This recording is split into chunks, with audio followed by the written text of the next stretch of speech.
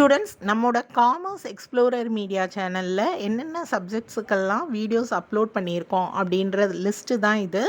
இந்த சப்ஜெக்டுக்குரிய வீடியோஸ்க்கு லிங்க் நான் டிஸ்கிரிப்ஷன் பாக்ஸில் கொடுத்துருக்கேன். Okay, financial accounting, corporate accounting, management accounting, cost accounting, இந்த எல்லா சப்ஜெக்ட்டுக்குமே பிளேலிஸ்ட்டும் க்ரியேட் பண்ணியிருக்கேன். அந்த பிளேலிஸ்ட்டோட லிங்க் டிஸ்கிரிப்ஷன் பாக்ஸில் செக் பண்ணிக்கோங்க.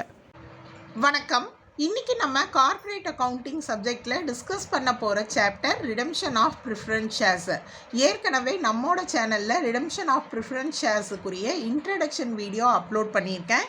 அந்த வீடியோக்கான லிங்க்கை நான் உங்களுக்காக டிஸ்கிரிப்ஷன் பாக்ஸில் கொடுத்துருக்கேன். கண்டிப்பாக மிஸ் பண்ணாமல் பாருங்கள். அப்போ தான் இன்றைக்கி நடத்தக்கூடிய ஜேர்னல் என்ட்ரிஸை உங்களால் தெளிவாக புரிஞ்சுக்க முடியும். ரிடம்ஷன் ஆஃப் ப்ரிஃபரன்ஸ் ஷேர்ஸோட மீனிங்கை ஒரு முறை நம்ம ஞாபகப்படுத்திக்கலாம். ப்ரிஃபரன்ஸ் ஷேர் ஹோல்டர்ஸுக்கு அவங்களோட ஷேர் கேபிட்டலை ஒரு குறிப்பிட்ட நம்பர் ஆஃப் இயர்ஸ்க்கு அப்புறம் ரீபே பண்ணிடுறாங்க. Okay, repayment of share capital, அந்த ப்ராசஸ் தான் இந்த ரிடம்ஷன் ஆஃப் ப்ரிஃபரன்ஸ் ஷேர்ஸ். அப்போ ப்ரிஃபரன்ஸ் ஷேர்ஸை ரீபே பண்ணணும் அப்படின்னா கம்பெனிக்கிட்ட சர்ப்ளஸ் கேபிட்டல் இருக்கணும், இல்லைன்னா சர்ப்ளஸ் ப்ராஃபிட் இருக்கணும் இல்லையா?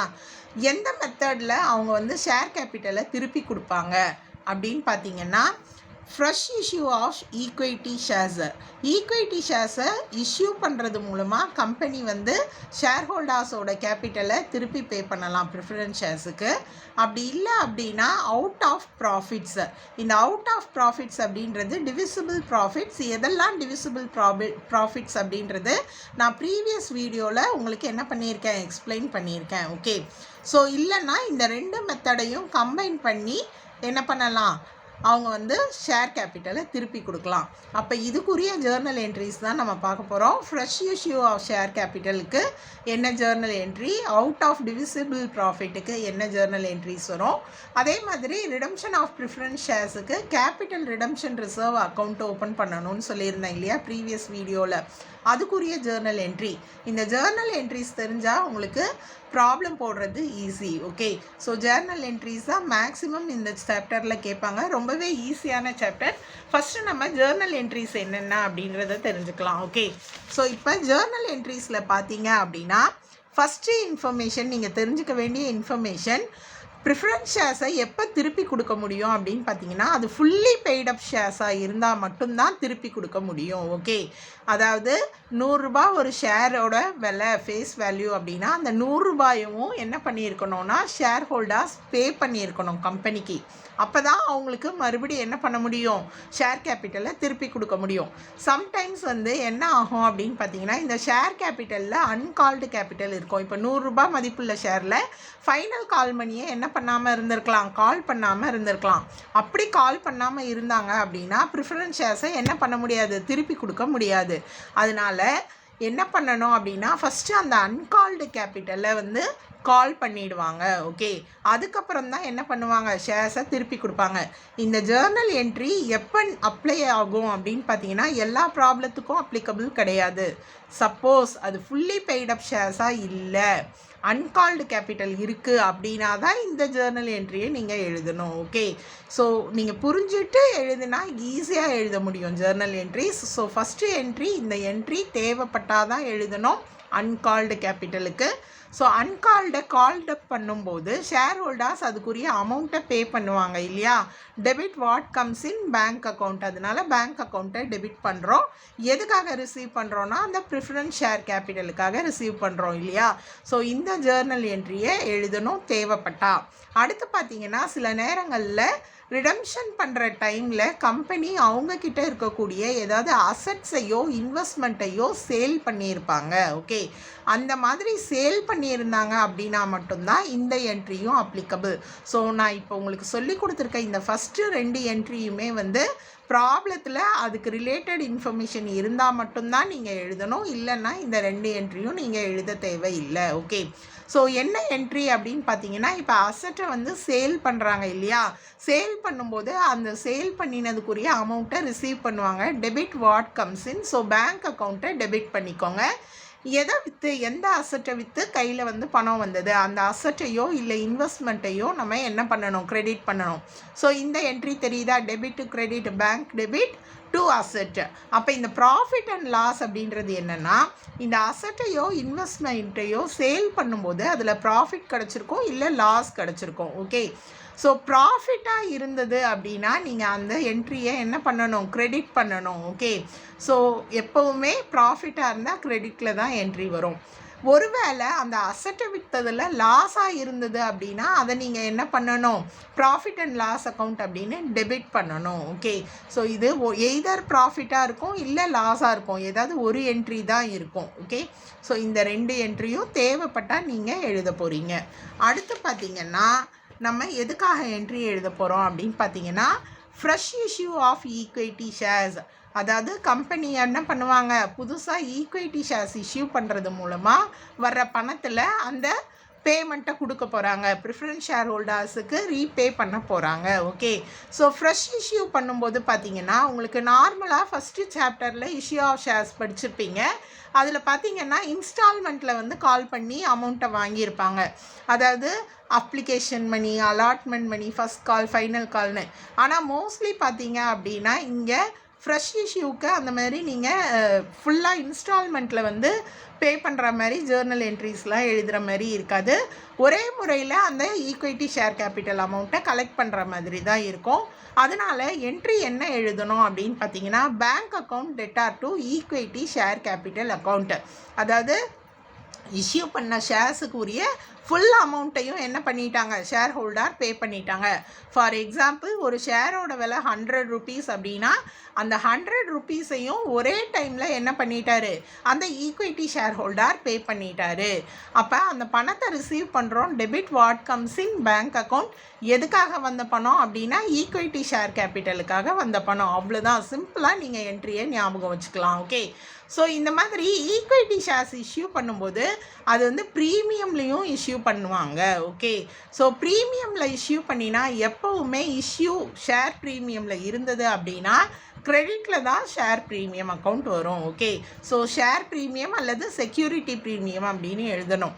அட் பாராக இருந்தால் bank account to equity share capital, at ப்ரீமியமாக இருந்தால் அந்த பேங்க் டு ஈக்விட்டி ஷேர் கேபிட்டலில் இன்னொரு என்ட்ரி ஆட் ஆகும். அது என்னன்னு பார்த்தீங்கன்னா securities premium account. Okay, so இதுதான் எதுக்கான என்ட்ரி, ஃப்ரெஷ் இஷ்யூக்கு.